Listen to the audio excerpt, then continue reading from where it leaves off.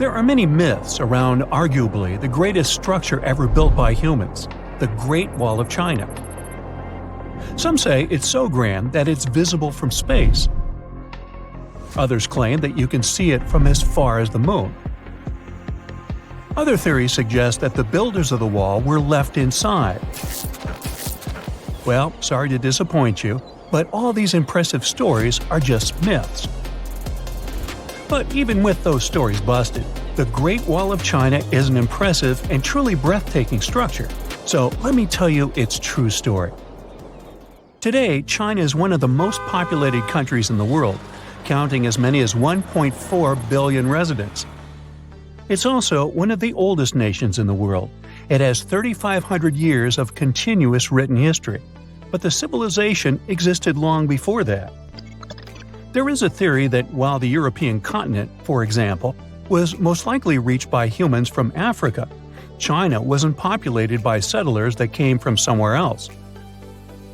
Some people believe that the Chinese civilization got formed from local Stone Age people who lived on the territory since the prehistoric period. So now, the Great Wall of China. It's truly big even by today's standard, stretching for over 13,000 miles. To imagine it better, it's almost 5 times the distance between New York and Los Angeles. Or even a bit greater than the distance between the North and South Poles. Even in modern times, people have never built anything close to this big. Of course, it didn't take a day to build the Great Wall of China. 2? Keep going. In fact, the wall was being built for centuries. Maybe you know that ancient cities had walls around them to protect themselves from invaders. Yes, Chinese cities had them too. The first Chinese emperor united the country in 220 BCE and got a brilliant but very ambitious idea to turn all city walls into one big wall that would defend the country's border against attacks from the north.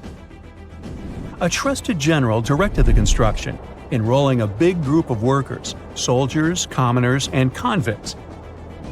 Back then, the wall was built of rammed earth and wood. In some places that were strategically important, the sections of the wall overlapped to provide maximum security. The walls were around 26 feet high on average. But the Great Wall didn't yet look like the construction we know today. Every next emperor would pick up the big wall project, strengthening and extending it, repairing, but also modernizing construction techniques. Some used bricks to build it, others moved on to granite and marble blocks. Watchtowers and platforms weren't there from the beginning as well. They were added by Ming emperors.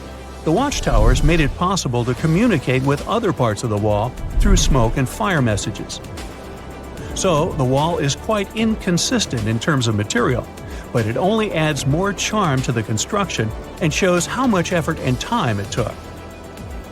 The reasons why some parts of the wall have been standing for centuries and are still in good condition is glutinous rice flour. Turns out, this sticky rice mortar is almost like cement. It's very strong and waterproof, sealing the bricks so tightly together that even sneaky weeds can't grow between them. You may also notice that some bricks have writings carved on them. They were left by the workers who were building the wall. The purpose of those writings is quality assurance. They contain such information as location, quantity, and responsible officials. So, in the case of some problems with the quality of materials or constructions, it would be known who should be held accountable for it. Recently, a research group has looked through official historical documents of the Ming Dynasty that ruled China from the 14th to the 17th centuries. They came across records of secret doors in the Great Wall, so they decided to find them. They used a flying robot to capture continuous centimeter resolution photos of the wall. They photographed 90% of the wall that was built during the Ming Dynasty and discovered the remains of over 220 secret doors along the wall. Some of them have a specific width and height that allows only one person to go through. Others are large enough to allow 2 horses to pass at the same time. Why are the doors there? Well, the Great Wall's main goal was to protect the country from the enemy. Building doors that could let the enemy in would undermine the whole point of having a wall. So, of course, the doors were secret passages. They perfectly matched the surroundings topographically, and the exit on the outside was camouflaged with bricks so that it was almost completely indistinguishable from the brick wall. The wall was never just a defensive wall, and it was never completely closed. It could be opened on demand. It was also a structure used for trade and commerce, communication between inside and outside the wall, and of course, for defense and spying. Some doors were used for trade with the other side. Through smaller doors, a person would sneak out to spy on the enemy that lived on the other side. The hidden gates were also useful for a sudden attack. As you remember, some gates were camouflaged with brick on the outside. The exit was so indistinguishable that the enemy had no idea exactly where it was located. The inside entrance for Chinese soldiers was hollow, so they could walk through the wall and break the camouflaged exit gate from the inside, starting their surprise attack. Now, even though the main point was to prevent outsiders from getting into the city, the wall wasn't too effective on that matter. It could still be climbed over or marched around. So the wall was being watched at all times, and the guards gave signals to the troops if they saw the enemy approach. Also, the wall provided more time to mobilize and bulk up the country's forces or lure the enemy troops into a difficult strategic position. The construction stopped at the end of the 19th century. The wall lost its strategic and military importance due to technological advances. Over the centuries to today, only 8% of the Great Wall is in good condition, and the rest is damaged. Also, around 1/3 of the wall has disappeared without a trace, due to both natural erosion and human damage. I guess you could say it's now just a pretty good wall. As you remember, the first parts of the wall were built out of rammed earth and wood. These are not the most unfailing materials if we're talking about thousands of years. Also, destructive farming methods have turned large areas into a desert and contributed to erosion. Also, many bricks were taken away from the wall in the last century to be used in building farms and houses. The wall is being deconstructed stone by stone even today, but this time by tourists. Quite a few of them take a stone as a souvenir. That's a total of a lot of stones, considering that over 10 million tourists visit the Great Wall every year. Since 1987, the wall has been a UNESCO World Heritage Site, highlighting that it has an outstanding importance to humanity. The wall is one of China's 56 World Heritage Sites, second place among countries with landmarks protected by UNESCO. Who's first, you ask? Well, the top spot, with 58 World Heritage Sites, belongs to Italy. And do you know that the wall isn't only a famous tourist attraction, but also the location of the Great Wall Marathon? It's a marathon that was established in 1999 and is one of the most challenging ones in the world. You guessed right, people run along the wall, including all the steps. There are 3 distances, so that participants can run a full marathon that is 26 miles, a half marathon that's 13 miles, or just have a fun run of 5 miles. It's nighttime, and you're about to walk inside Pharaoh Tutankhamun's final resting place. You know, King Tut. You don't have a torch, but at least you came with a flashlight. You walk down several flights of stairs and observe how the walls are carved in hieroglyphics and what looks like a spell. Those who take anything from this place will be doomed for life, the spell says. Even if you don't really believe it, this scares you a little bit. You find a huge stone door. Is it a trap? You manage to open it, but oh no, it's only an empty chamber. You check your map. It seems like you're heading in the right direction.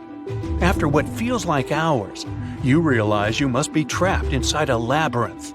You try to retrace your steps, but you can't find the door where you came in from anymore. That's it, you think to yourself.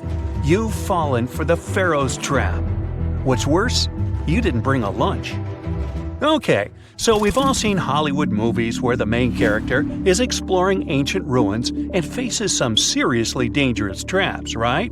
We've been told Egyptian royalty protected their final resting places with venomous scorpions and snakes, sliding doors that will trap you for life, and giant rolling boulders that will crush anyone on their paths. The thing is, were these traps truly real? Well, I regret to be the one to break it to you, but this is all fiction. These elaborate traps were too technologically advanced for ancient civilizations to pull off. That is not to say, however, that there weren't any traps at all. Ancient civilizations, like the Egyptians and the Mayans, are known for their practice of building entire monuments dedicated to the ones who had passed away. These structures would often reflect the position of person occupied in society. So, for the really important people, the VIPs of their times, massive monuments were built to host their bodies long after they were gone. Some of these civilizations believed that a person's life would continue on the other side of the veil. For that reason, a person would be buried together with the belongings of their current life. If they had a lot of money and power and stuff, that meant their resting places would be filled with riches and gold. Now imagine if you lived in ancient Egypt and you knew exactly where all the pharaohs' tombs were located and had heard rumors of the amount of wealth kept in these places. Maybe you would be tempted to go check it out, right? We're talking about large rooms filled from floor to ceiling with golden artifacts, jewels, and even money. I mean, it does sound tempting. And since there weren't any security guards protecting the entrance of these places, Egyptians needed to get creative as to how they would protect these riches. These old civilizations found some traps to be useful. A recurring one was building empty rooms inside the monument to confuse a burglar. Now let's take a look at Amenhotep III's final resting place as an example. It was built in the city of Luxor, in a spot also known as the Western Valley of the Kings. Two French engineers originally discovered the monument between 1905 and 1914 CE. The structure is huge and has more than 10 chambers, connected by long corridors and steep stairways. The King's Chamber is the most hidden one, and for an outsider to try and find it, they will probably enter a lot of empty rooms beforehand. Other pharaohs tried to protect their riches by commissioning monuments with false doors concealing pits that were up to 20 feet deep. This way, an unwarned and unwanted visitor would be surprised by the deep hole on their way to the king's resting chamber. Alongside false doors, pharaohs made sure to build labyrinth-style corridors and false walls. This way, robbers could take hours or days before they found the king's real chamber. As to pits with poisonous snakes on them, if there were any reptiles inside these monuments, they probably got inside on their own, and would most likely not stay there for long. There is no way snakes would survive years and years without food inside these pits. So yes, another Hollywood-induced belief right there. If these traps seem boring to you, archaeologists did find an interesting deterrent in the final resting place of the Red Queen of Palenque in Mexico. Palenque was one of the most powerful Mayan cities in pre-Columbian Mexico, and the Red Queen was believed to be the grandmother of the last Mayan king, undoubtedly a person of immense importance to the empire. In her honor, a huge monument was built to keep her body after her passing. The discovery of the tomb itself was already thrilling. Archaeologists found an ancient monument when digging at the site back in 1994. The first thing they found was a room with a hidden door.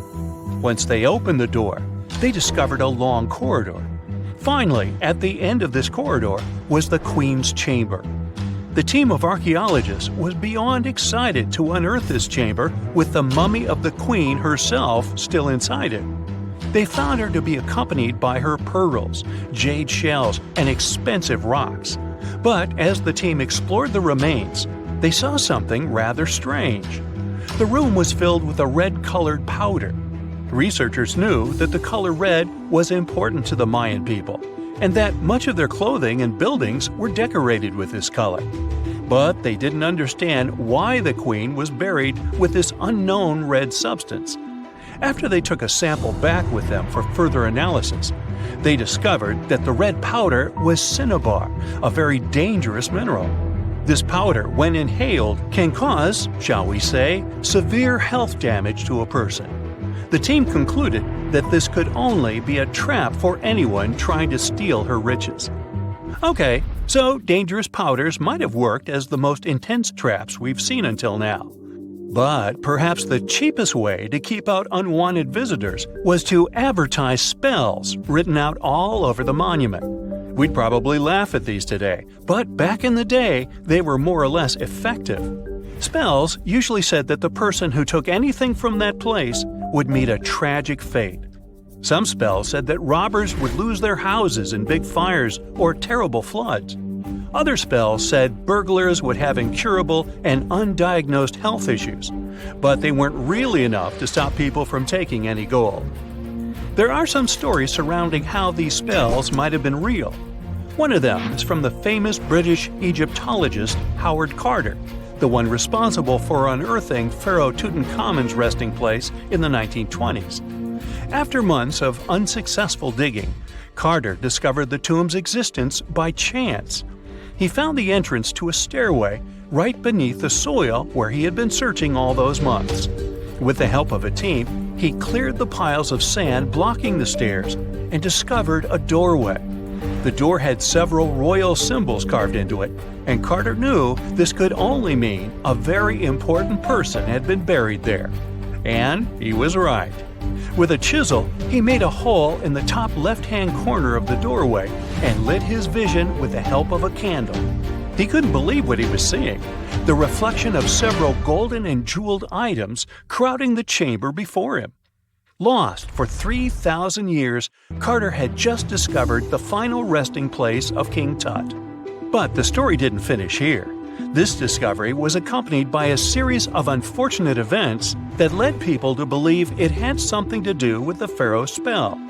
Carter himself mysteriously passed away just a few years later, and some of his assistants lost their houses in floods, just like one of the spells threatened. Some say it's just coincidental, as there's no real proof of these things being connected. Well, what do you think? Was this an effective trap after all? One of the most unexplored and mysterious places on Earth is located in plain sight. It's one of the most majestic monuments of humankind. The wonder of the ancient world hides a secret that scientists and archaeologists still can't solve. This is the Great Sphinx of Giza in Egypt. The huge sculpture of a lion with a human head was carved out of rock about 4,500 years ago. Scientists still don't know the exact date of its creation and are also unaware of who built it and what for. There are many assumptions and theories, but none of them has been confirmed. Most people have seen this majestic sculpture either in photographs or in reality, but almost no one knows what's hidden underneath it. The statue of the Sphinx was carved from a single piece of limestone. It was painted. The remains of color pigment on the surface prove this. In the distant past, the Sphinx looked much brighter and more colorful than what we see now. But even after thousands of years, its greatness hasn't diminished. And by the way, Sphinx is not the real name. It was invented by the Greeks about 100 years or more after its creation. Initially, the Egyptians called the statue Hor-em-Akhet. There are many legends and theories saying the Sphinx is there for a reason. It's like a watchdog that guards the tomb of the pharaoh and the secrets of ancient Egypt. These legends become more plausible when archaeologists discovered hidden entrances at the feet of the Sphinx. They believe that these secret passages are the beginning of the tunnels leading to the halls with treasures. You can find a lot of stories on the internet that claim the Sphinx hides the Hall of Records, a repository filled with ancient and secret knowledge. One of the main artifacts of this repository is supposed to be the records of the ancient mythical state of Atlantis. According to legends, the entire library from this city was moved under the Sphinx. The entrance to this library must be located next to the Sphinx's right paw. Many archaeologists tried to find this entrance, but came away empty-handed. Also, there are many images with detailed diagrams of the underground city that consists of a network of tunnels and chambers under the Sphinx. Someone says there are structures as tall as 12-story buildings hiding underground, but there's no evidence of this. Archaeologists, even after millennia, continue to explore the mysterious sculpture. At the same time, many Egyptians don't want to learn more about the Sphinx. They're terrified of awakening something supernatural. In 1998, scientists discovered tunnels leading to empty caves under the Sphinx. They found evidence of earlier excavations there. It's quite possible that someone managed to find the treasures and take them away. Some people believe Egyptians found some kind of artifact under the Sphinx that has the power of unknown advanced technologies. The artifact is so powerful that it can change the course of history. Of course, most theories are just fairy tales of conspiracy fans, but it's a confirmed fact that the Sphinx hides a system of caves and rooms. There are so many rumors surrounding the Sphinx that it's impossible to understand what's true and what's false. In any case, it's difficult and dangerous to study the sculpture because active excavations can destroy it. And then the entrance to the underground rooms can get blocked by rocks and lost forever. Also, further exploration requires a lot of money, and financing is not always easy to find. But the main reason? It's too risky. There's no guarantee that people will be able to get out of the underground labyrinths. For these reasons, scientists and archaeologists have been exploring this majestic structure for so long. Another famous architectural monument with a secret is Mount Rushmore in South Dakota. Everyone admires the images of the US presidents' faces carved into the rock, but few people know that there's a secret room hidden behind the head of Abraham Lincoln. The architect of Mount Rushmore wanted to carve slabs on the rock with the record of the main stages of the country's history. But his plan was too complicated to carry out. Then he was offered to implement it on a much smaller scale, to build a secret room inside the mountain. The idea was to save this knowledge so that future generations will always remember the history of their country. Unfortunately, the architect didn't have time to finish his work. The construction stopped for several decades. But in the late 90s, the project was resumed. Porcelain enamel panels depicting the history of the US were placed in the room. It's possible that these plates will be stored there forever. But people can't see them, at least for now. The room is inaccessible to tourists as it's too difficult to get inside. Another secret room is located in the Empire State Building. More precisely, it's not even a room, but a place where you can take cool photos. Almost all tourists gather on the observation deck of the 86th floor to enjoy a stunning view of Manhattan. But there's another deck with panoramic windows on the 102nd floor. There are way fewer people there because almost no one knows about that place. Fortunately, access to this deck is open to everyone. You probably won't have to wait in line for a long time to take a photo. You'll feel special because you're in such a secret place where there are almost no people. But the coolest place is even higher, on the 103rd floor.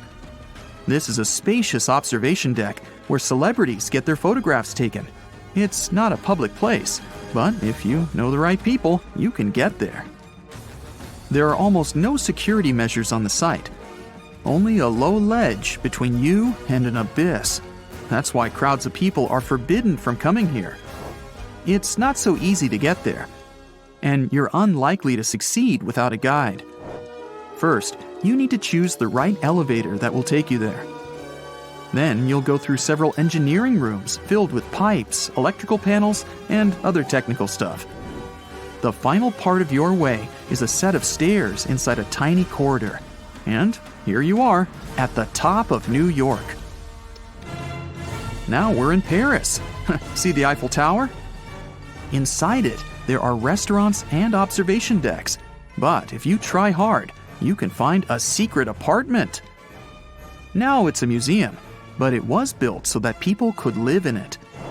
The architect of the tower, Gustav Eiffel, created this apartment in 1889 for himself. It's almost at the very top of the Eiffel Tower. Imagine what a beautiful view he observed every day. He was the first and only tenant. No one else could gain access to this place. When the architect passed away, the apartment remained empty for a long time. Only recently, they restored it and turned it into a museum. Inside, the epoch of the last century is recreated. They even put wax figures of Gustav Eiffel, his daughter, and the American inventor Thomas Edison inside the room. This place is filled with an endless stream of passengers, office workers running late, visitors from other cities, noise, and train whistles. At Grand Central Station in New York, among all these sounds, you can hear the sound of a ball hitting a racket, if you're in the right place. A real tennis court is hidden inside New York Central Station. It belongs to a tennis club that arranges corporate games for employees of many companies. The club was opened in the 60s. Now we're moving to London, Charing Cross Road. It isn't easy to find one secret place here. To do this, you need to look carefully at your feet. Do you see these sewer grates in the asphalt?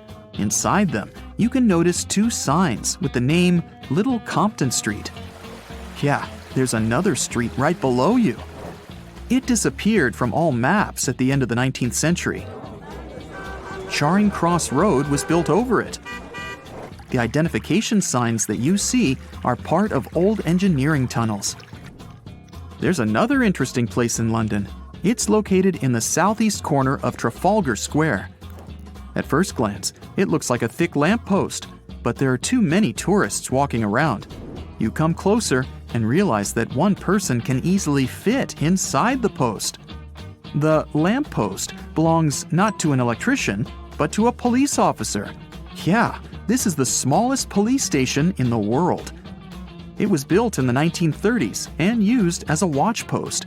Officers had to sit there one by one and watch Trafalgar Square. That always attracted a lot of pickpockets and all kinds of other criminals.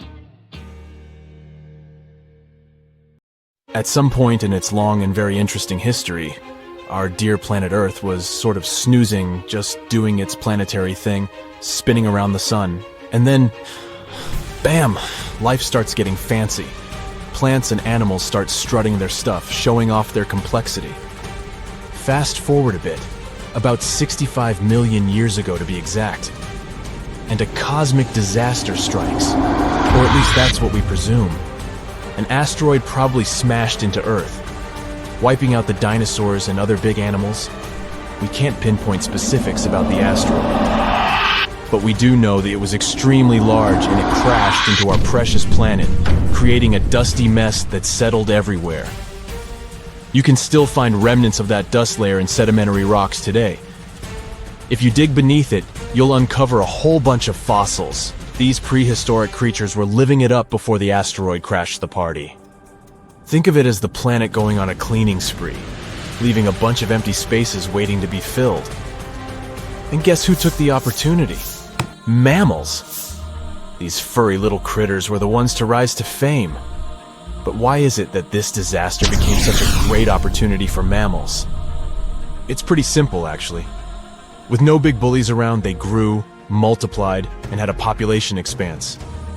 All kinds of mammals joined to fill in the blanks. Primates, rodents, basically, the whole furry gang. We're talking about placental mammals, marsupials, and even egg-laying mammals, adding some serious variety to the mix. We like to think of primates as our closest relatives here on Earth. What's their story? Well, around 63 million years ago, just a couple of million years after the dinosaurs' final dance, the primates decided it was time for a family reunion. They split into two groups, the dry-nosed primates, who became the cool monkeys and apes we know today, and the wet-nosed primates, who went off to become lemurs and aye-ayes, hey-hays. The fun didn't stop there. About 58 million years ago, the dry-nosed primates began their own little mission. One special guest called the tarsier, arrived on the scene, featuring big eyes that were perfect for late-night shenanigans. This tarsier took a different path from its primate relatives. embracing its unique niche and evolving separately. To this day, the tarsier is the only primate that feeds exclusively on meat.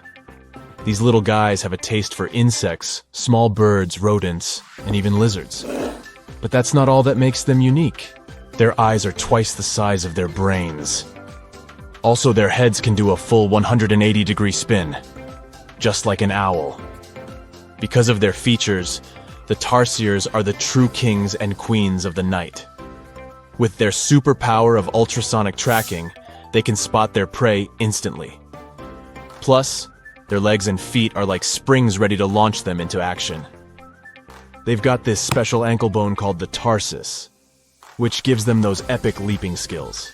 Hence the name, if you were wondering. But let's leave these little critters to rest and get back to our story, shall we? About 55 million years ago, the Earth cranked up the heat, literally. This sudden hot pod was a bit too much for many deep ocean dwellers and plants to handle, and they bid their farewells. But hey, every goodbye is an opportunity for something new, right? The oceanic mammals known as cetaceans, saw their chance and took it. They splashed into those empty niches, becoming the rulers of the sea. In this category of creatures, you can find the blue whale and the dolphin. A special primate guest made an appearance around 47 million years ago.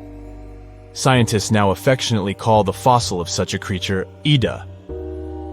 This little wonder caused quite a stir. Initially hailed as the missing link in human evolution. But here's the hilarious part. It turned out Ida was not one of us dry-nosed primates, but a cheeky wet-nosed one. Moving forward to 40 million years ago. This is when another big event happened in the primate world. The New World monkeys, our distant cousins, decided to take a different path and branch off from our lineage of Old World monkeys. They packed their bags and set off to conquer South America, where they're still living it up today. What's the difference between the two, you might ask? Well, one crucial thing that sets them apart is the fact that the Old World monkeys had nostrils that pointed downwards. Around 25 million years ago, another troop of apes entered the scene, and these guys had something special, the lack of a tail. These unique creatures would go on to become our closest relatives. We're talking apes and great apes, the cool gang who share a whole lot of genetic similarities with us. The first ape to break free from the monkey madness was the gibbon. About 18 million years ago is when this little acrobat swung into the picture. A few million years later, the great apes made their grand entrance too. Orangutans were the pioneers, venturing into the wilds of southern Asia. We're getting closer and closer to the present. It was 7 million years ago when the great apes took a major fork in the evolutionary road. One path led to our ancestors, the future Homo sapiens, and the other path led to chimpanzees and bonobos. These two primate branches remained united for a few million years before finally going their separate ways. 5.6 million years ago, a game-changing ape called Ardipithecus made its way into our evolutionary history. It had a special talent, bipedalism. That's right, this was one of the first apes to walk on 2 feet, probably making its primate buddies raise an eyebrow or two.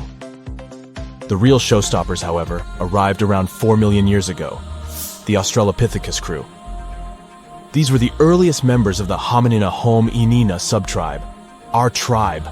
What made them so special? Well, probably the fact that they brought some serious tools to the game. Stone tools, to be precise. It seems that at some point in their evolution, these clever primates started using stones to make their lives easier. Now here comes a crucial turning point in our story. About 2 million years ago, our ancestors faced a food shortage. Survival of the fittest was the name of the game, and 2 strategies emerged.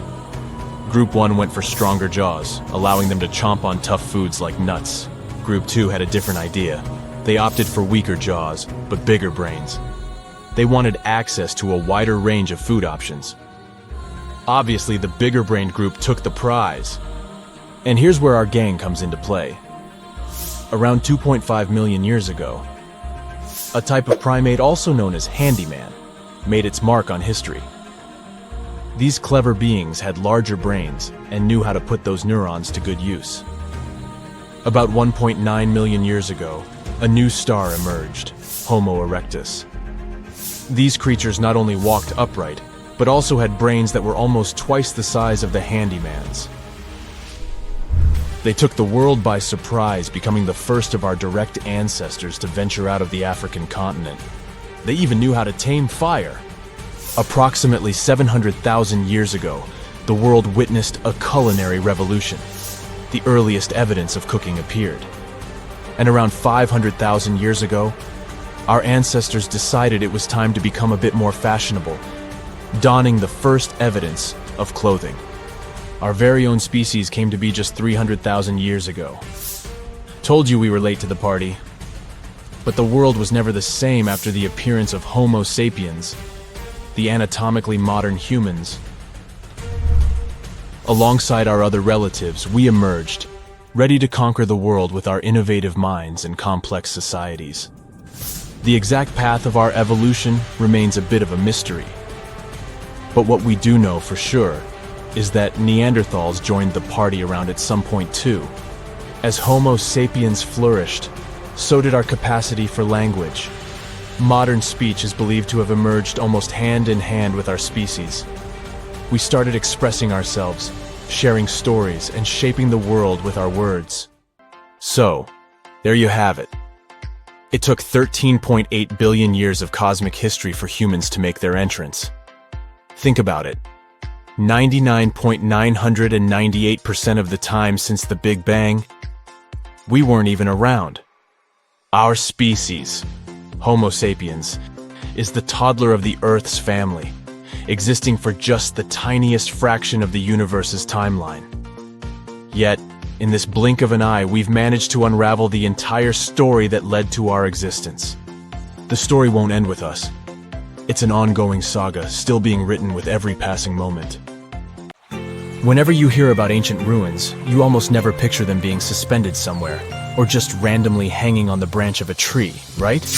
In fact, for most of the ancient artifacts we have exposed in museums all over the world, archaeologists did quite an impressive amount of digging.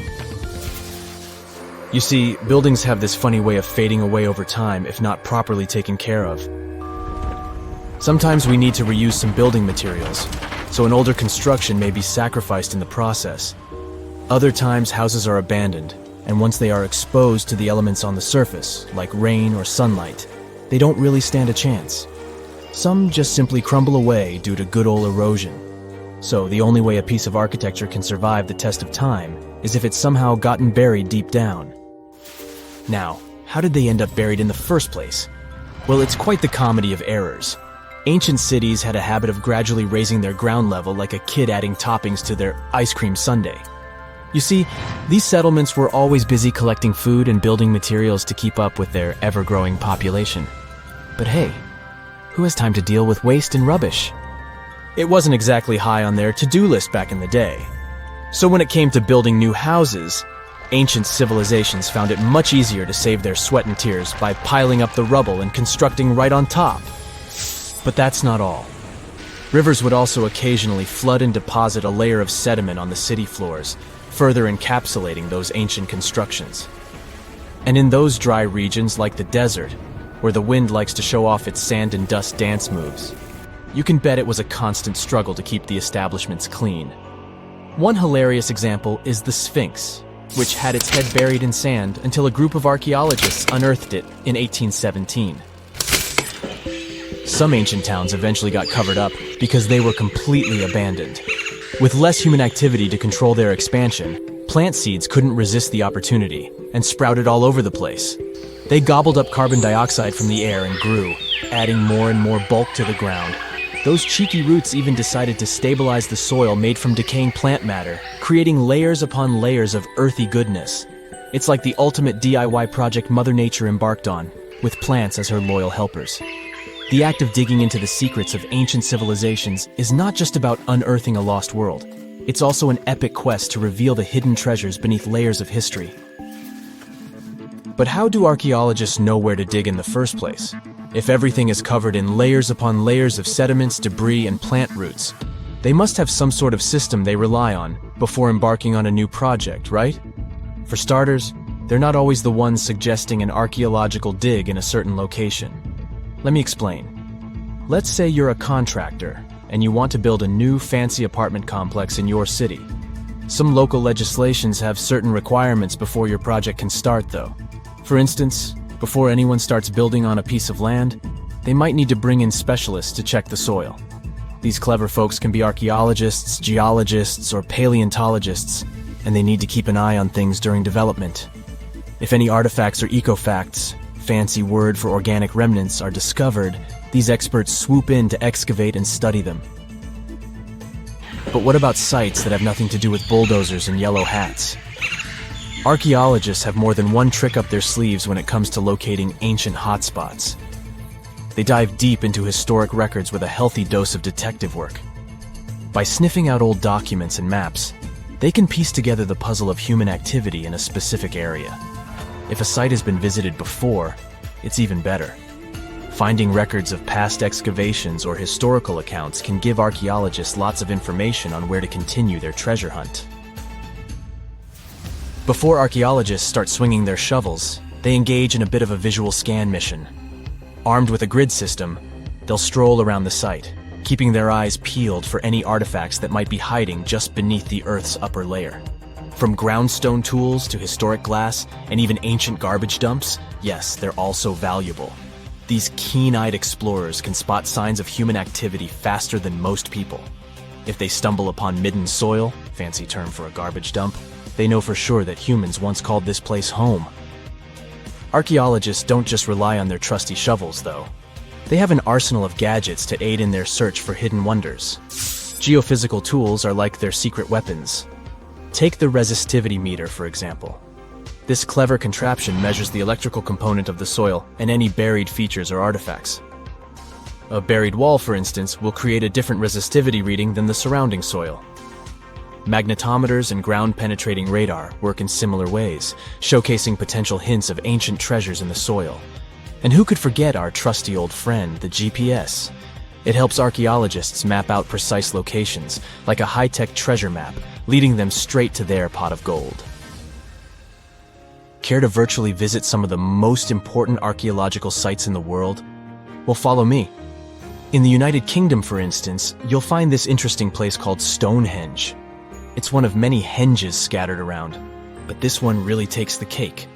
Picture this: massive ancient stones standing tall and proud, arranged in a funky outer ring and an inner horseshoe, with some smaller stones thrown in for good measure. And guess what? These amazing stones have been around for over 5,000 years. Talk about a serious case of rock-solid longevity. Now, here's where it gets interesting. According to local folklore, the legendary wizard Merlin whipped out his magic wand and poof! He teleported these massive stones all the way from Ireland. Apparently, some giants had assembled them there, but Merlin decided they would look much better at their new location.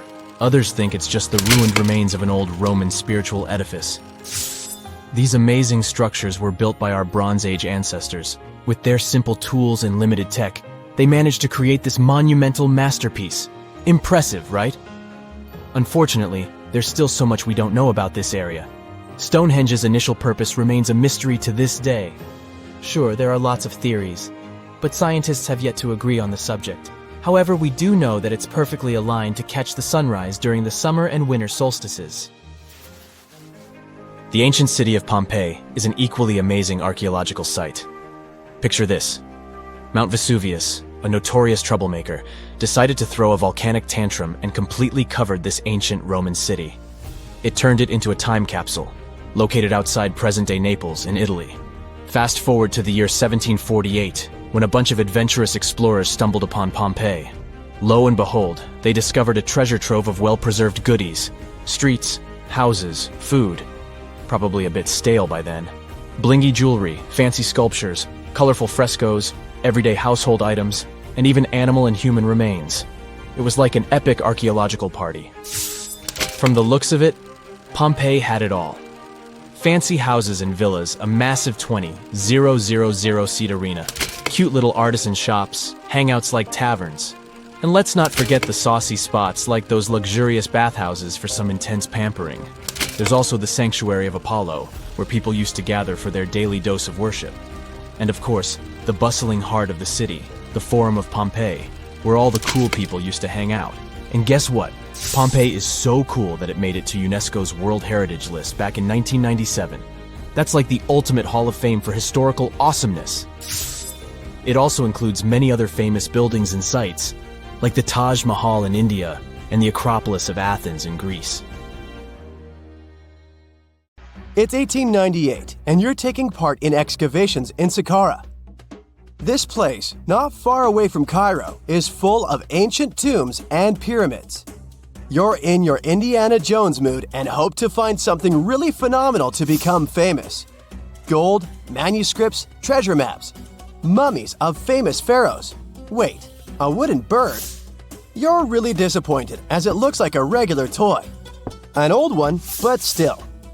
Little do you know that years later, someone would propose that your bird was actually an ancient monoplane.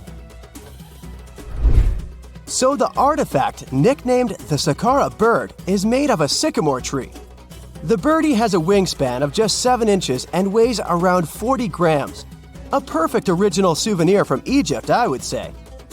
It's over 2,000 years old and looks pretty plain, without any carvings of feathers or other intricate ornaments.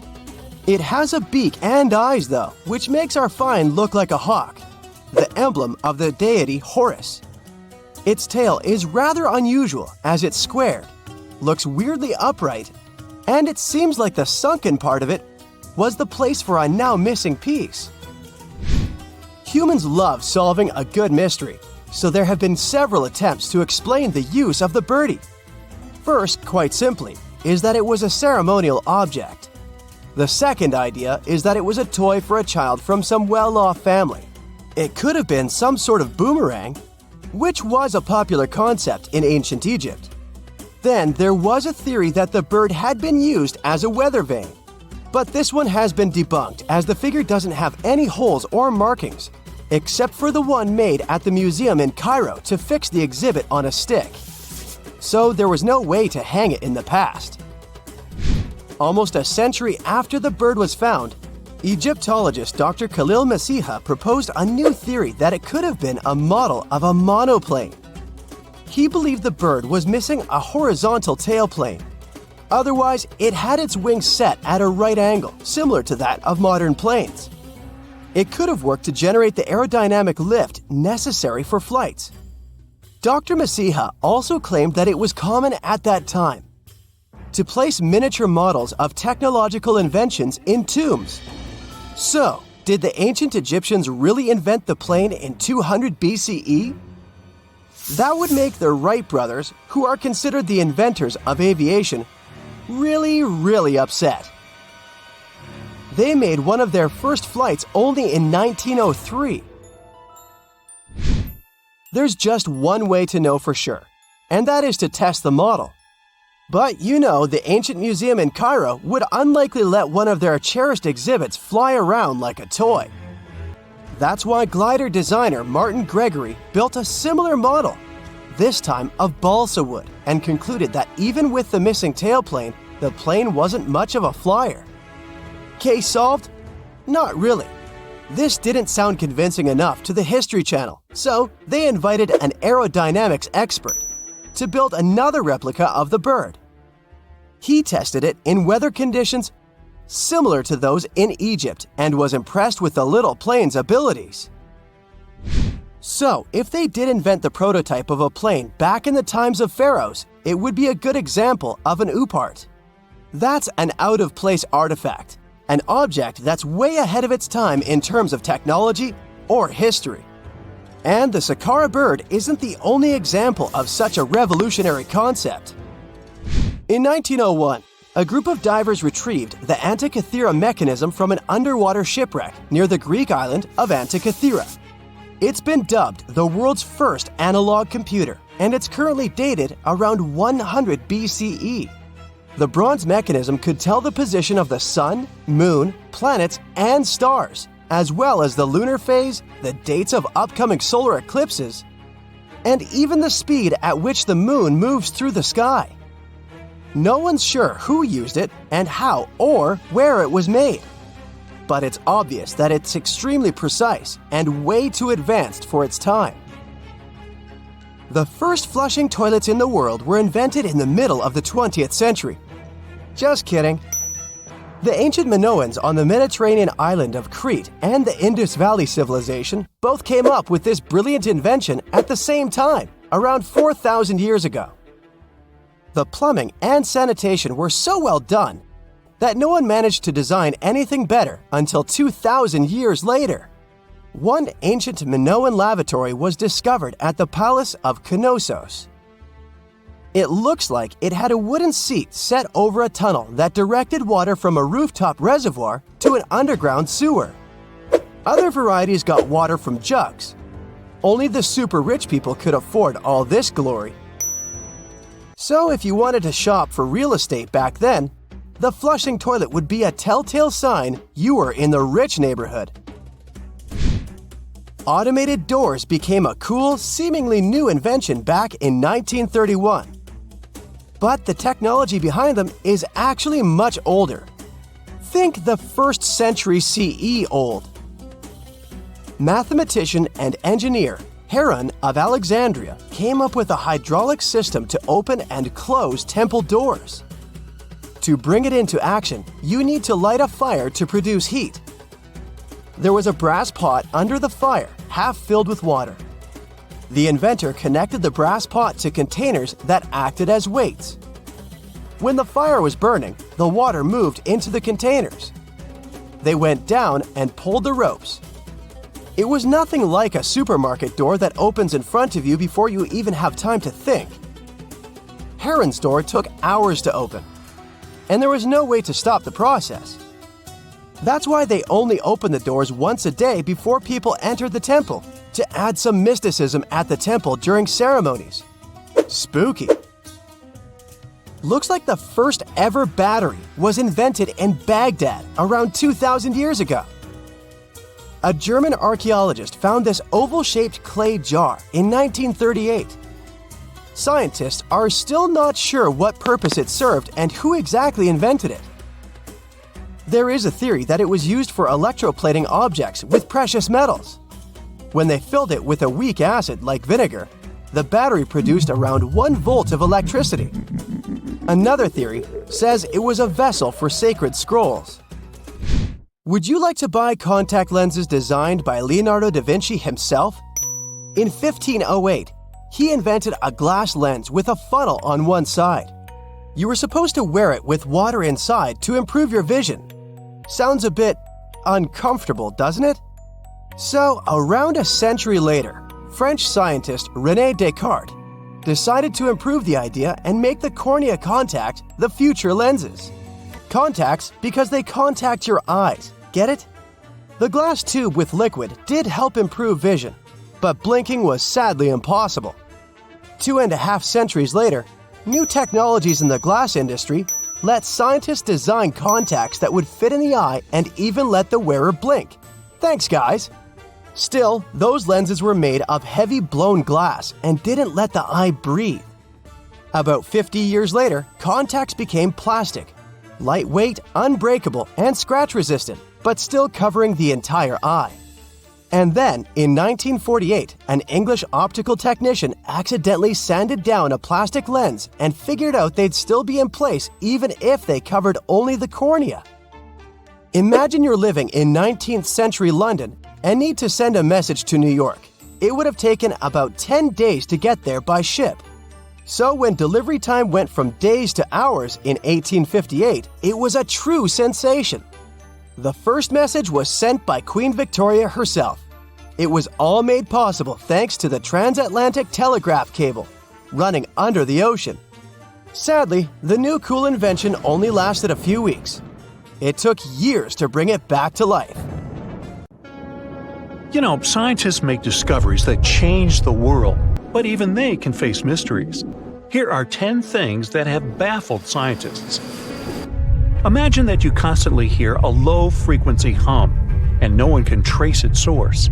roughly 4% of the world's population hears the hum. It's a geography-free sound. I mean, people all around the world hear it, so the name varies from Tao's hum to Auckland hum, depending on the region where it gets generated. The sound is just on the threshold of human hearing. People hear it less when they're outside, and it gets louder indoors, especially at night. What's even scarier is that you cannot unhear it once you've heard it. Some folks say it started in London around the time of Charles Dickens, who wrote A Christmas Carol, and the low-frequency sound actually comes from the humbug. Or not. Actually, the earliest cases were recorded in Bristol, UK, dating back to the mid-1970s. Scientists have various theories about where the hum comes from and why only some people can hear it, yet they don't have a clear answer. It could occur when ocean waves move along the ocean floor. They shake the Earth when they collide with continental shelves. Or this might be happening because of volcanic eruptions and earthquakes. Oh, and how about ultra-low frequency radio signals used to communicate with submarines or even 5G? Upsweep is another type of unidentified sound. It was discovered in 1991 in the Pacific Ocean. The sound is high enough to be recorded throughout the ocean. Scientists theorize that the sound could be related to underwater volcanic activity.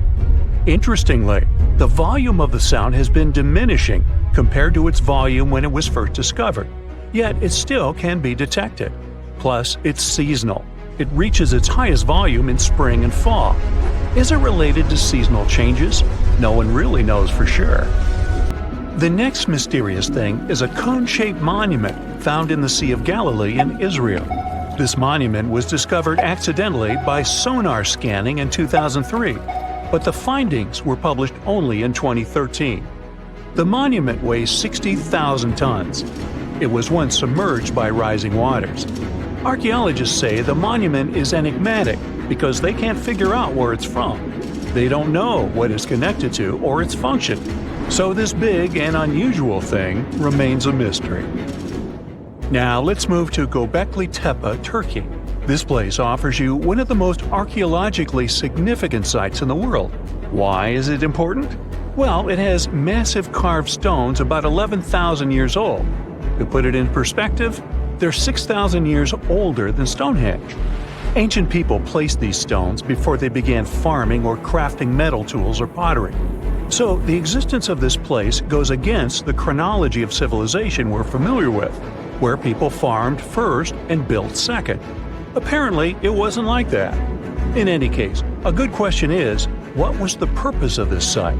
Was it built to worship some spirits? Yep, archaeologists believe it might be the world's oldest temple. Okay, say this with me. Paleodictyon notusum. Yeah, I know it sounds like a chemical formula.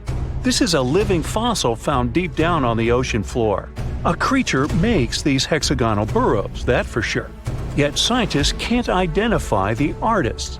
Now, what do I mean by living fossil? Well, Paleodictyon notusum is a creature believed to produce a burrow nearly identical to Paleodictyon fossils. Is it a worm-like animal that made them? Scientists don't know. One thing is clear, this isn't some random stuff created by geological forces. Now, speaking of fossils, take a look at this giant one. Its informal name is Godzilius. It was discovered in 2011 by an amateur paleontologist. This is a scientist who studies the history of life on Earth by analyzing fossil records. Anyway, back to Godzilius. It's almost 7 feet in length and 9 feet tall if you were to measure it upright. This fossil is 450 million years old, coming from the time when Cincinnati was underwater. It might be a fossilized algae mat, but some scientists have different opinions. This is a massive tunnel found in South America. The tunnel is at least 8,000 to 10,000 years old.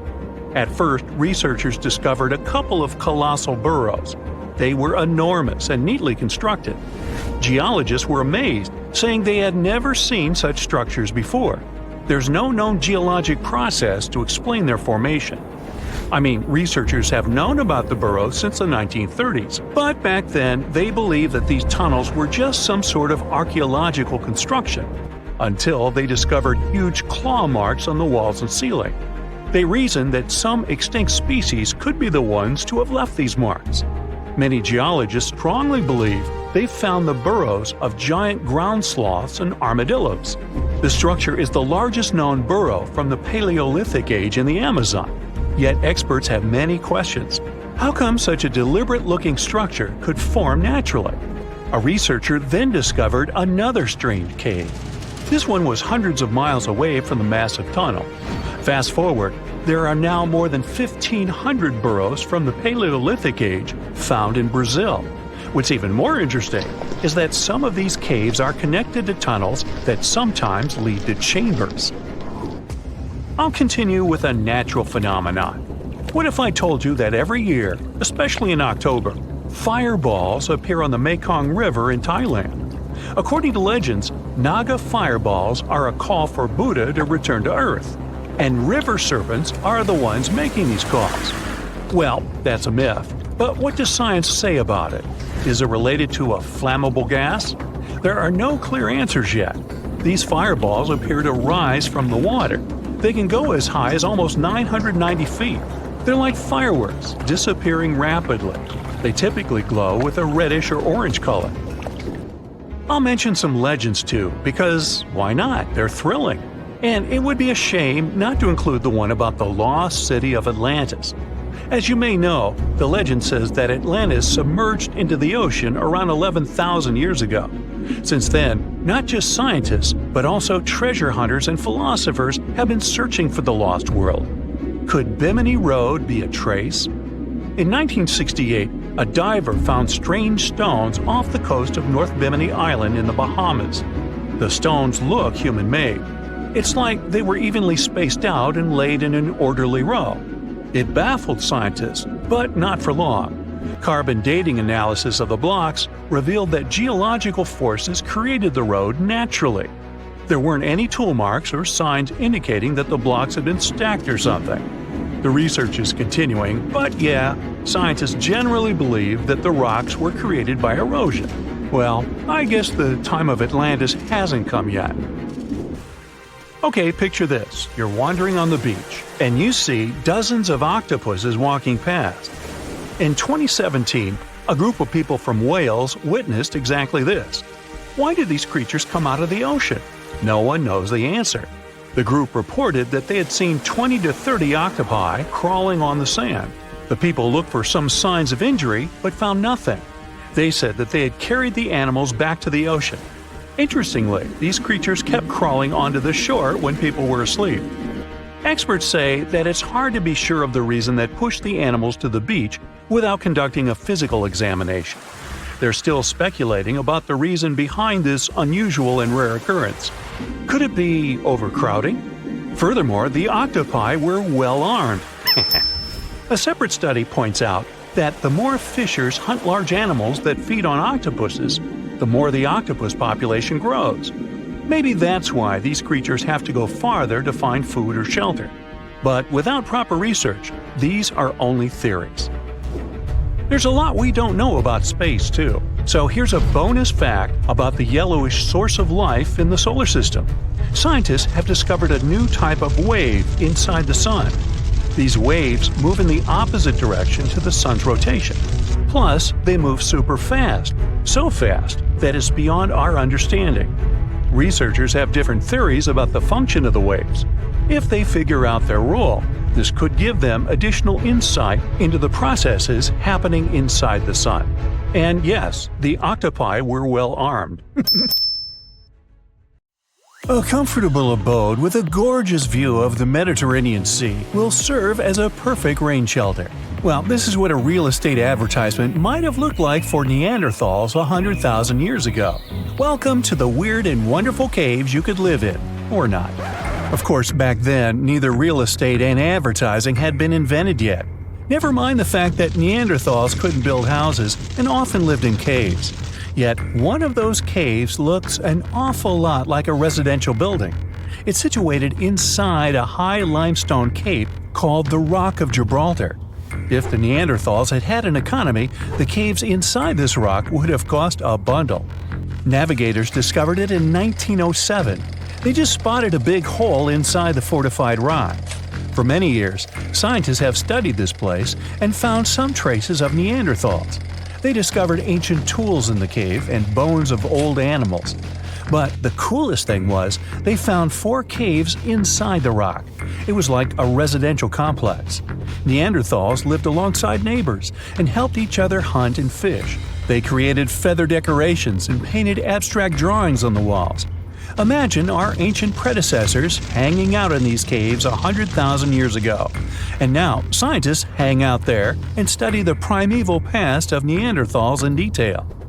At the end of 2021, archaeologists uncovered a gap inside one of the caves leading to an unknown tunnel. They crawled through this hole and opened a new space under the cave roof. This place has been closed off from the outside world for over 40,000 years. And it seems it was one of the most prestigious apartments in the entire mountain complex. It has high ceilings with ancient stalactites. The ruined stone curtains divided the apartment into several rooms. Scientists also found the remains of ancient animals and scratches on the walls. It seems that Neanderthals had never lived here, but they used to visit this place. Archaeologists found the shell of a sea snail called dog whelk. One of the Neanderthals brought it here for some reason, but the primary owners of this place were hyenas. These caves show that Neanderthals were closer to humans than to monkeys. They had a way of life and even some customs.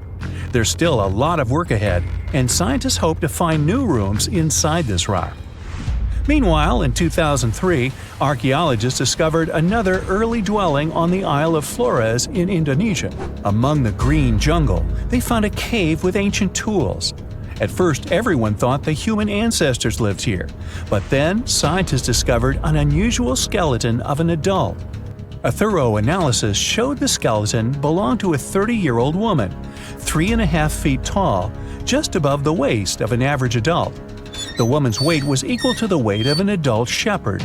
The skeleton didn't belong to Neanderthals or Australopithecines. It was a new unknown species, which scientists called Homo floresiensis, or simply the Hobbit. Also, there were remains of unusual ancient animals in the cave. It was an elephant the size of a cow, some large storks, and giant rats. Archaeologists have found out that hobbits were not the owners of this place. The main inhabitants were the rats the size of a cat. Maybe they were fighting the hobbits. Some analysis shows that Homo floresiensis wasn't our direct ancestor. They were in a separate branch of evolution. The hobbit skeleton looks more like that of a monkey than of modern humans. In 2009, in the dense jungle of Vietnam, archaeologists discovered Son Don, the largest cave in the world. If you go inside the cave and shout, you'll hear your echo a long time. In some places, the height of this cave reaches half the height of the Empire State Building, and the total area is larger than one central block of New York. Son Don is one of the 3 caves in the Vietnamese jungle. Many intricate mazes connect these caves. Inside, you can find unique plants and trees that live separately from the outside world. It's a real underground jungle. In some places, you can find collapsed ceilings that let the sunlight in. Besides unusual trees and plants, ancient stalactites hang there. Some limestone deposits are more than 450 million years old. They were here even before dinosaurs appeared. There are also many rivers in the cave. Rainwater coming down from holes in the ceiling has formed them. Fast streams resemble slides in a water park. They lead to unknown underground labyrinths. Scientists have studied only a small part of all these caves.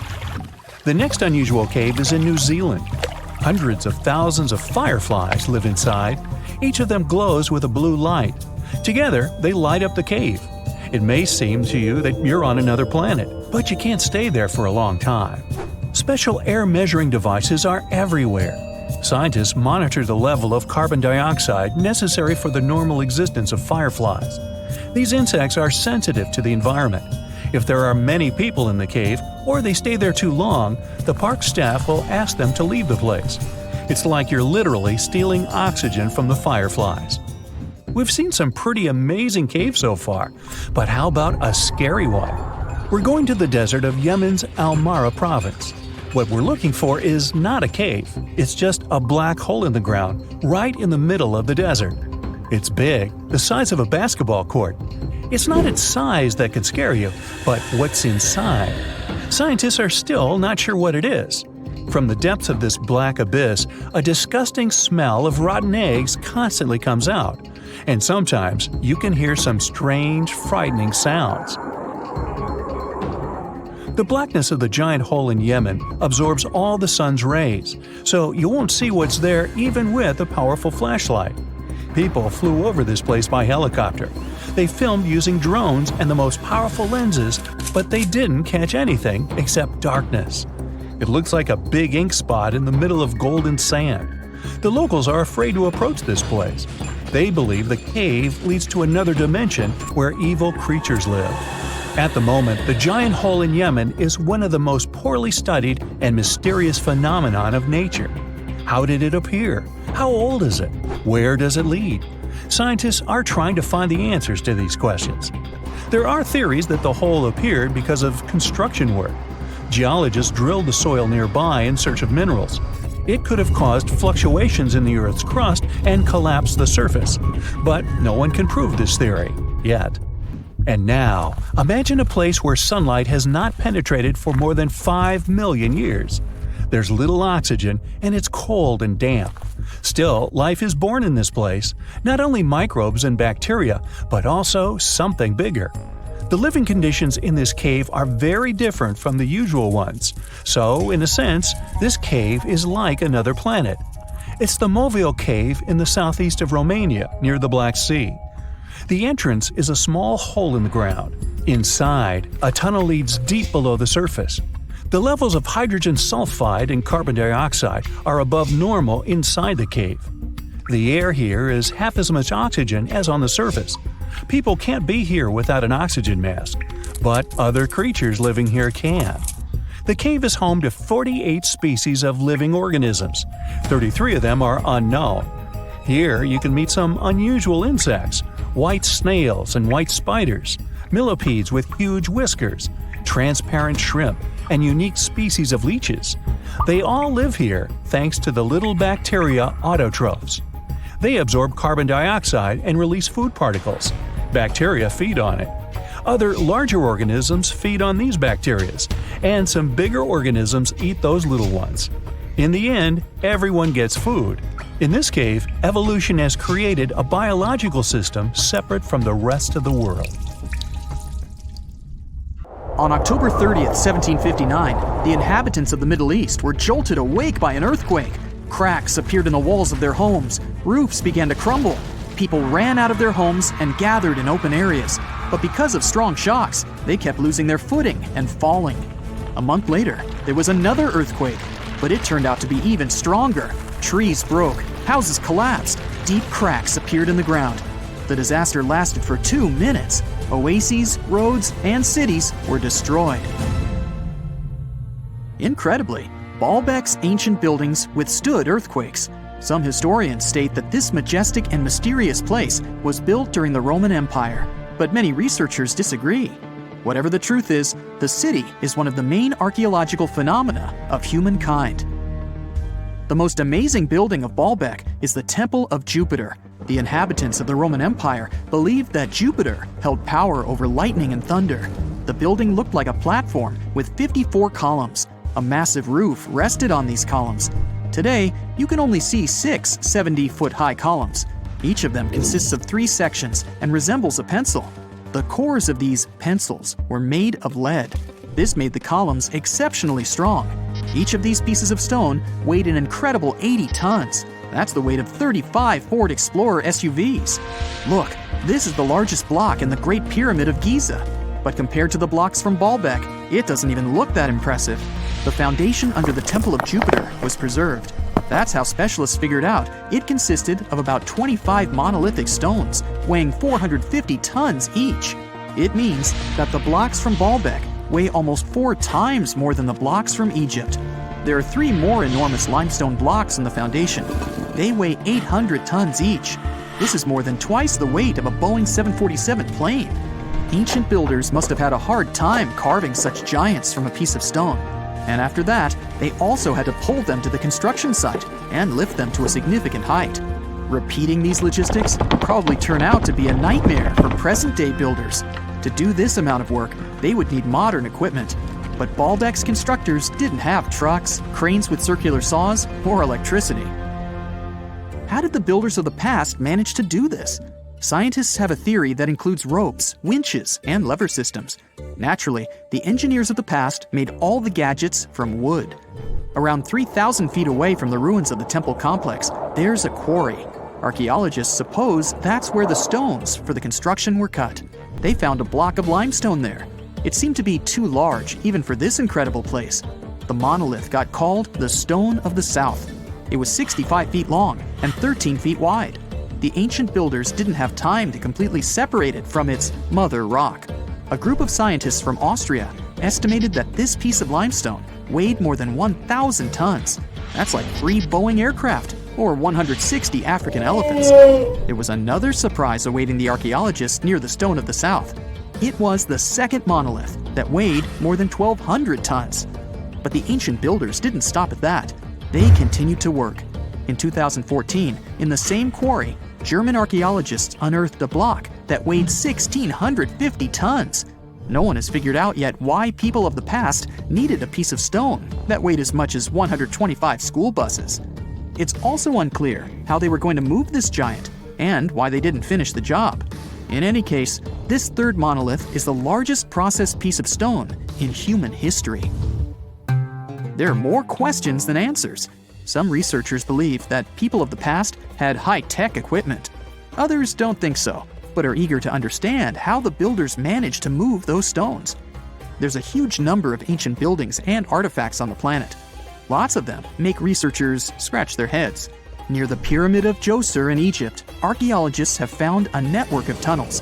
This place is called Serapeum. It contains 24 sarcophagi weighing from 70 to 100 tons. The giant boxes are carved from a single piece of granite and covered with heavy lids. The sarcophagi are perfectly symmetrical. To the touch, their walls are as smooth as glass. Even with the current level of technology, this is very difficult to do. But the ancient Egyptians managed this feat. The Lycurgus cup is a priceless artifact and example of ancient nanotechnology. It's made of glass that can change its color. If you put a source of light in front of the cup, it turns green. If the light is behind the goblet, it becomes deep red. In this case, the figure of Greek king Lycurgus turns pale purple. Scientists understood how this color change worked only at the end of the 20th century. Through microscopes, they saw nanoparticles of silver, gold, and copper. They had been added to the glass matrix. Thanks to this, you can observe a color change called dichroism. Interestingly, the gold and silver were grounded into a fine dust. It's almost impossible to do this by accident. Most likely, the ancient experts knew for sure what they were doing. Bolivia has a curious place called Puma Punku. It looks as if an ancient giant played there with an enormous construction set. And after the game, they forgot to put the pieces back into the box. But there are no giants, and the huge stone blocks were carved by ancient builders over 1,500 years ago. Some of the rocks weigh 100 tons. The blocks were brought to an altitude of almost 13,000 feet above sea level from the quarry 60 miles away from the construction site. There's no forest in that area. This means the builders couldn't use trees to make wooden rollers. The monument belongs to the Inca civilization. Scientists are sure they didn't know anything about wheels. In 1992, the inhabitants of a Chinese village decided to drain a pond. Their ancestors had been using it to wash clothes and catch fish for hundreds of years. They kept pumping the water out for 17 days. At the bottom of the reservoir, they made an unexpected discovery. The villagers saw an entrance to a cave going down to a depth of 100 feet. The incredible find was named the Longyu Caves. Unknown builders carved out 320,000 square feet of galleries. There are separate rooms, bridges, pools, and columns that support the ceiling. The walls of the cave are covered with strange carved lines and patterns. Scientists haven't found any information about who built the caves and why they did it. The construction technology also remains a mystery. Antonio Stradivari lived in Italy in the 18th century. He created musical instruments. More than 600 of his works have survived to this day. 500 of them are violins. One of the instruments was sold at auction for $16 million. The The violins made by this master sound clear and deep. Researchers can't understand why Stradivarius instruments produce such unique sounds. Perhaps it's all about the varnish the master used to cover the violins. The answer may also lie in the wood the instruments are made of. In those days, Europe had a cold climate. Because of this, the wood became denser, and the instruments made of it sounded especially pleasing to the ear. In the Indian city of Delhi, there's a 23-foot high pole. It weighs 6.5 tons and is made of 98% wrought iron. The 1,600-year-old pillar has no signs of rust or decay. Scientists believe that the monument is so well preserved thanks to the dry weather and the chemical composition of the metal. It might be resistant to corrosion. And still, researchers don't know how the blacksmiths managed to make an iron pillar that's not afraid of rust. It seems like a tough feat, even for modern metallurgists. The Al-Nasla rock is divided into 2 parts by a perfectly straight slit. Each boulder stands on a small pedestal. Some people believe this is the evidence of ancient laser technology. But geologists think the split happened due to the ground shifting or natural vibrations that occurred under the rock. This process led to the appearance of the crack. It had been deepening for thousands of years, and gradually, the natural monument took the form you can see today. You're walking down the street. You see a strange-looking antique shop called Ageless Trinkets of Mr. Bright. You're curious, so you enter there. You take a look at all the weird stuff. Suddenly, an old folded parchment paper catches your attention. It's a world map, but something's off with it. Instead of showing the countries as you know them, it shows the locations of 4 mythical lost worlds and civilizations. Mr. Bright, the shop owner, comes next to you after realizing your shock. This map won't let you find these places or anything, but I can explain to you the legends behind them if you want, he says. Let me begin with Atlantis. You might know it as Aquaman's underwater kingdom, but Atlantis, the fictional island, was actually first introduced in 2 of Plato's works. According to him, Atlantis was a highly advanced civilization that existed about 9,000 years before his own time, and its story had been passed down by poets, authors, and others. He wrote about Atlantis and its citizens to give a moral lesson and to teach about the dangers of arrogance, as well as the eventual downfall of those who are after too much power. In his dialogues, Plato stated that Atlantis was a great and powerful empire that was respected in all parts of the world. It was founded by beings who were half deities and half human, and became a great naval power after a while.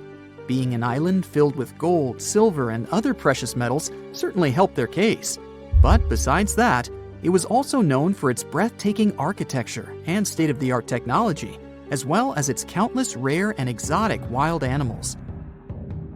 Atlanteans were proud of their great achievements and the perfection of their civilization, but their excessive pride was going to bring their downfall. They believed they were so superior that they could gain control over any nation. This led them to launch a series of invasions. They conquered many of the Mediterranean lands, but when it was time to enter Athens, Athenians pushed back with an extraordinary force, so the Atlanteans were finally defeated. Plato stated that deities then got angry at Atlanteans because of how wicked, greedy, and immoral they became. So they punished them by sending earthquakes, which caused Atlantis to sink beneath the sea.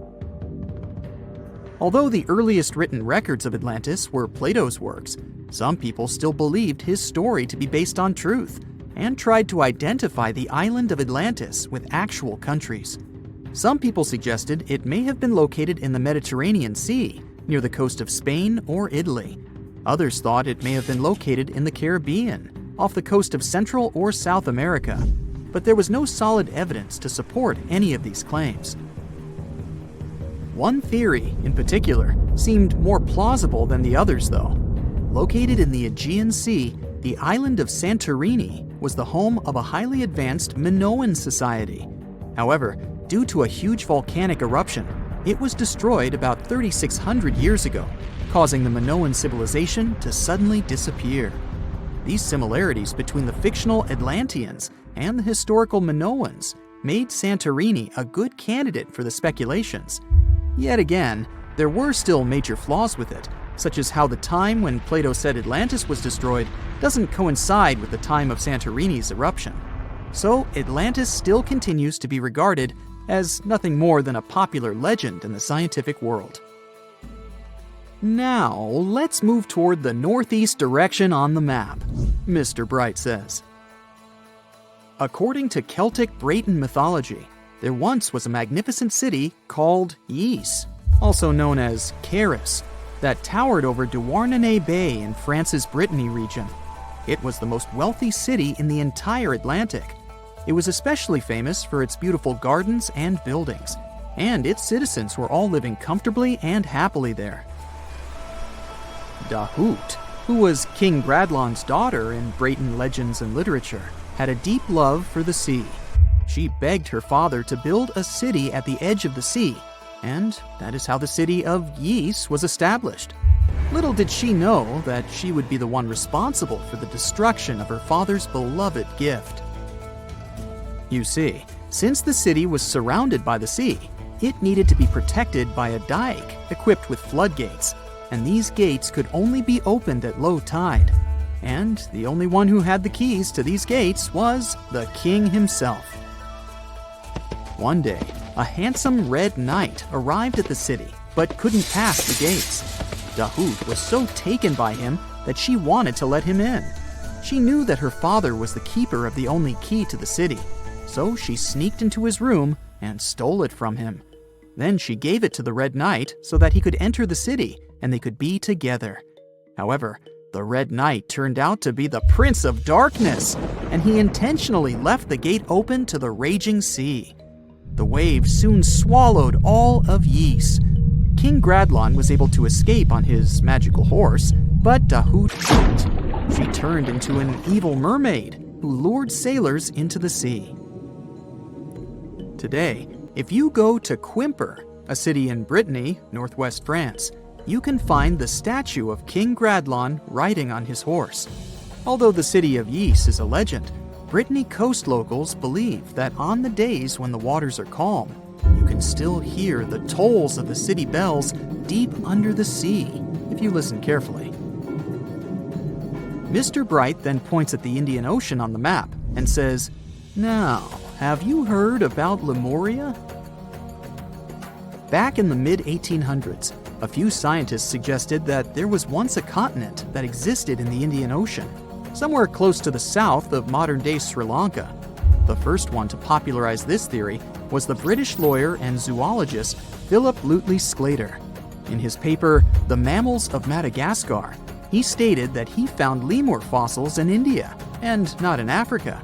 However, this discovery was extremely shocking to him because of the fact that lemurs' original homeland, Madagascar, is much closer to Africa. He proposed that this was possible only if some larger continent connected the two once. He stated that this continent must have eventually sunk to the ocean floor. He then named it Lemuria, and hence the theory was born. People who came after Sclater took his theory a step further and thought that Lemuria was also the home of an extinct race of humans called Lemurians, who had 4 arms and enormous bodies, and were also the ancestors of modern-day humans, as well as lemurs. Of course, as new scientific discoveries were made on plate tectonics, evolution, and the study of DNA, the theories regarding the fictional continent called Lemuria were debunked. The last fictional land on the map is Agartha, Mr. Bright says. Taking its roots from Eastern mysticism, one legend says there's a kingdom called Agartha that is located deep beneath the surface of the earth. It's where all 4 corners of the world are connected by paths and tunnels.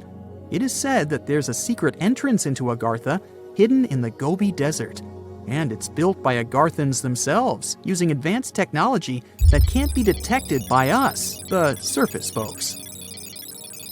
According to some beliefs, Agartha exists to counterbalance the energies of those who live above the surface. While we live in a state of rush and heightened emotions, This world beneath us is the total opposite.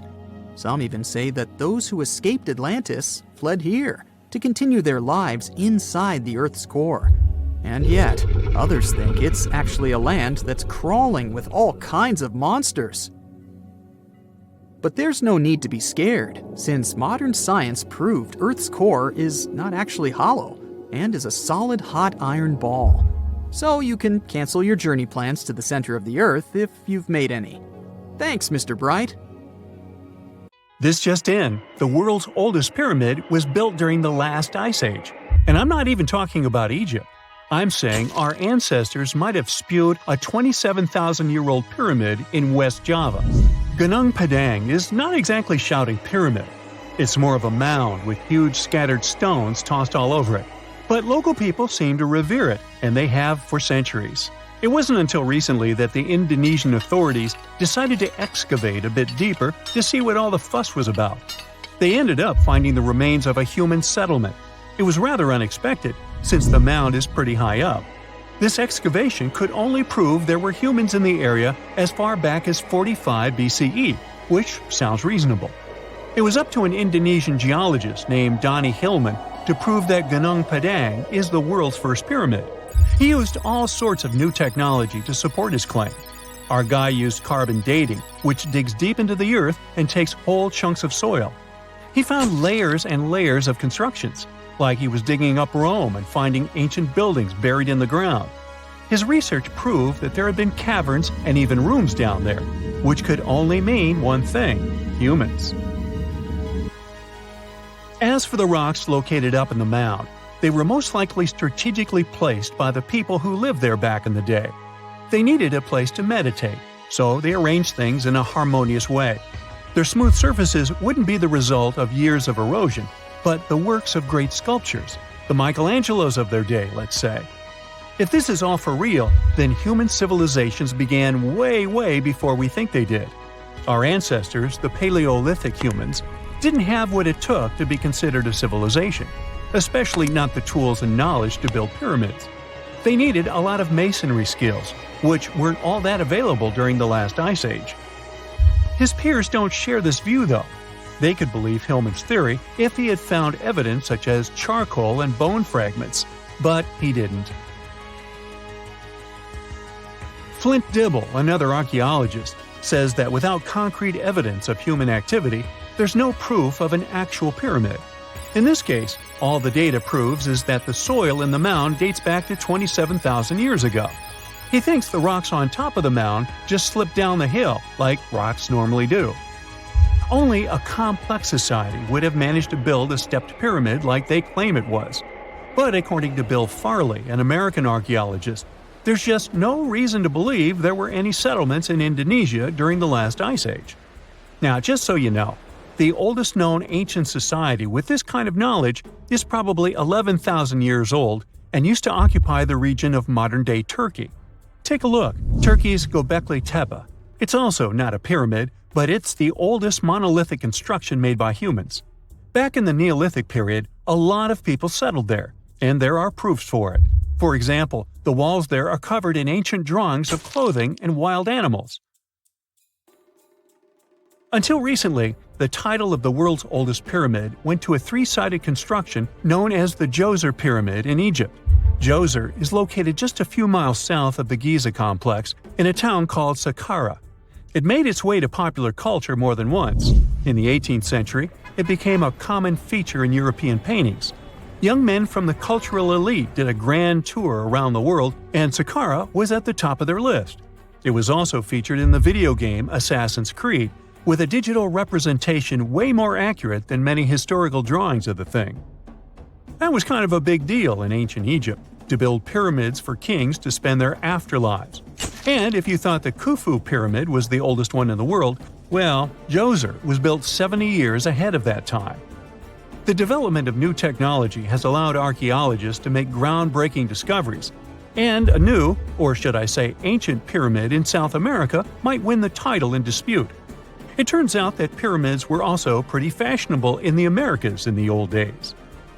Among them are the iconic pyramids of Guatemala's Tikal temple complex, the same ones that appeared in Star Wars No. 4. But to find the oldest pyramid in the Americas, one would have to travel to Peru. Deep in the Peruvian desert, archaeologists stumbled upon a sprawling ancient metropolis known as Caral.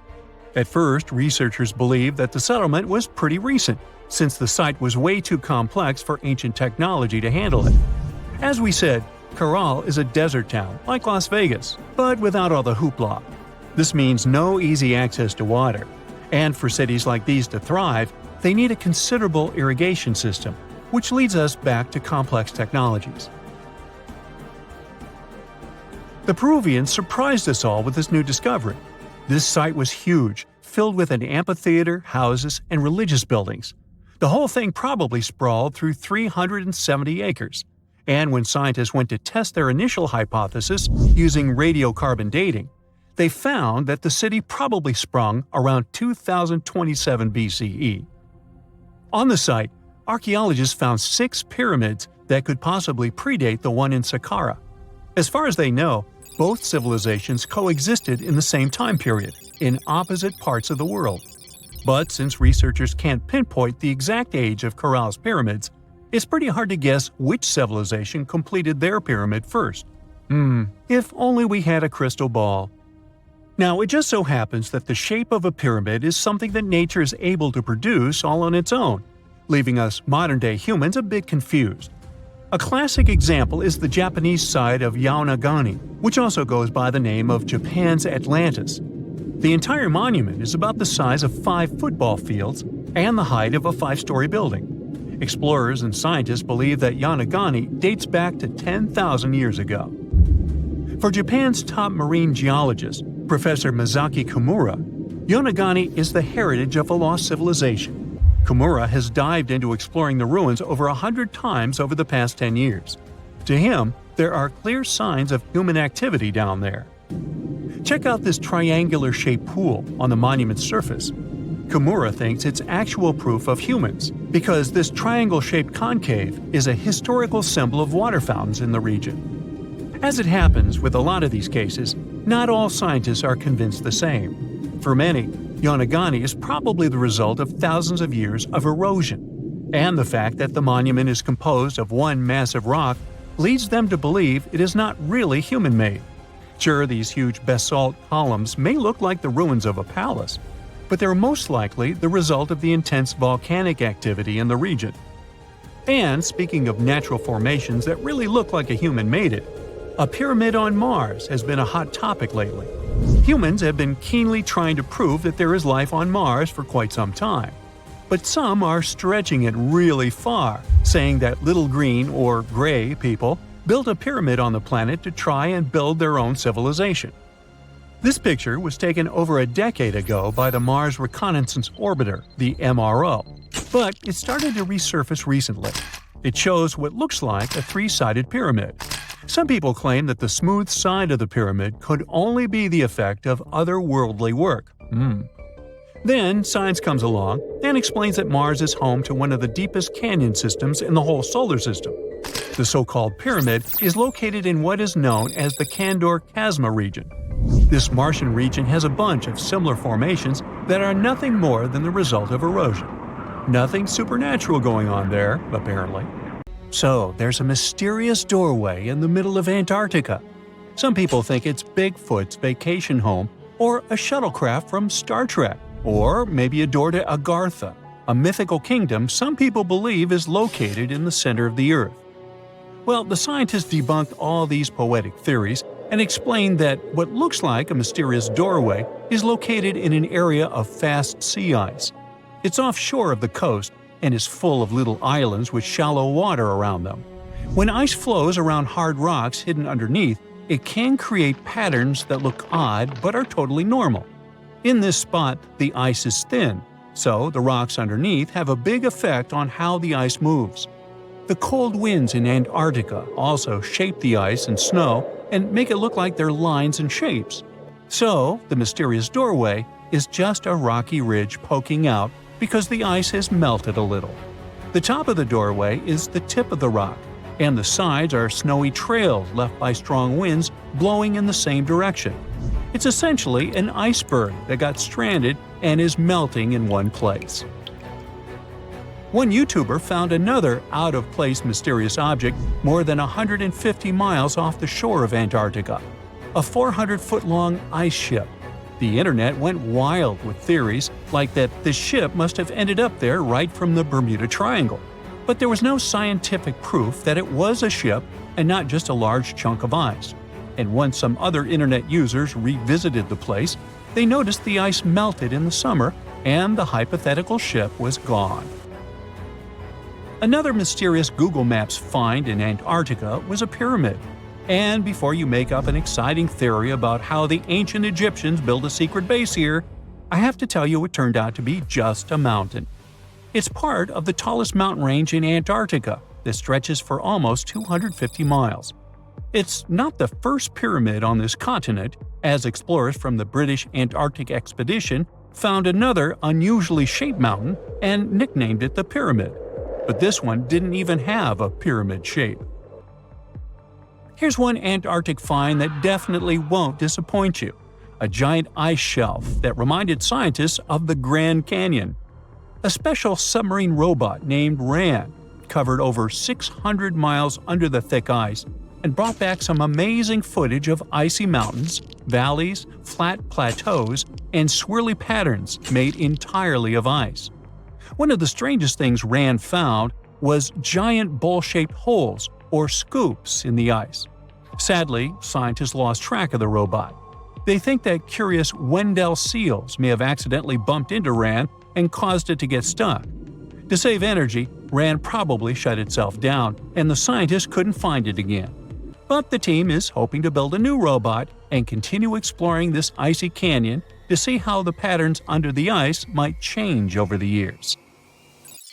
Another huge Antarctic canyon was found thanks to bad weather. A team of sound experts had to pause their work at the Casey Research Station in a storm. Instead of waiting around, they decided to use the unexpected free time to map the seafloor near Adams Glacier. And that's how they found a canyon that is almost 7,000 feet deep, almost 30,000 feet wide, and stretches over 28 miles away from the glacier. During the mapping, they discovered just part of the canyon before they had to go back to the research station. But when bad weather came in again, the ship went back and mapped more of the canyon. They were working in waves up to 13 feet high and super powerful winds, but they managed to get about 15 hours of data to complete their map. On the way back to Australia, they stopped one last time, and now they've got a full picture of the canyon. Studying it is helping scientists learn more about the history of glaciers and the interaction between the Antarctic ice sheet and the ocean. Now, there's a frozen lake in Antarctica called Lake Enigma. For a long time, people thought the lake was completely frozen solid. But during one expedition, researchers found that under the thick ice, there was a layer of liquid water about 40 feet deep. To learn more, they drilled through the ice and sent down a camera to explore what was hiding in the lake's depths. The lake's water, which they think comes from the nearby amorphous glacier through a secret underground pathway, was filled with strange microbial life. These tiny microbes lived in mats that covered the lake bed. Some of the mats were thin and spiky, and others looked like crumpled carpets, or even small tree-like shapes that grew up to 16 inches. Many of the microbes could make their own food through photosynthesis, just like plants do, and it gave the lake a high amount of oxygen. One of the coolest discoveries was a type of microbe which usually lives in low-oxygen places. Lake Enigma might be similar to environments on icy moons like Europa or Enceladus, so it could mean that these moons also have hidden water under their ice and possibly microbial life too. One more mind-boggling discovery from Antarctica is tiny pieces of amber in mudstone, found here for the very first time. It took scientists years of studying incredibly well-preserved fossilized roots, pollen, and spores that they found back in 2017. Amber proves that resin-producing trees once grew in Antarctica, part of a lush rainforest that existed near the South Pole during the mid-Cretaceous period. Back then, disclaimer, I wasn't around then, The trees would have had to survive through months of darkness during the long Antarctic winters. Scientists believe they adapted by going dormant for a long time. The amber pieces the scientists found are tiny, but they are beautiful shades of yellow and orange with bumpy surfaces that show how the resin flowed out of the trees. This resin likely leaked out to protect the trees from insects. It was preserved because water quickly covered it and kept it safe from sunlight and air. A scientist was browsing through satellite images for brown trails of penguin waste and found 4 new colonies of emperor penguins at the base of the globe. These new colonies likely have been around for years, though 3 of them are rather small, with fewer than 1,000 breeding penguins each. One of the new colonies was found close to a place called the Lazarev Ice Shelf, where there used to be a larger penguin colony. They thought this colony went extinct in 2019, but it seems the penguins have just moved a bit because of changing sea ice conditions. So studying them can help us learn more about how emperor penguins adapt to changes in the environment. Now, there used to be a giant river system in Antarctica 40 million years ago. Researchers found proof of it after studying soft sediments and hard rocks from the frozen seabed. They looked at tiny bits of radioactive elements, like uranium and lead, and learned that the deeper dirt came from the time of dinosaurs.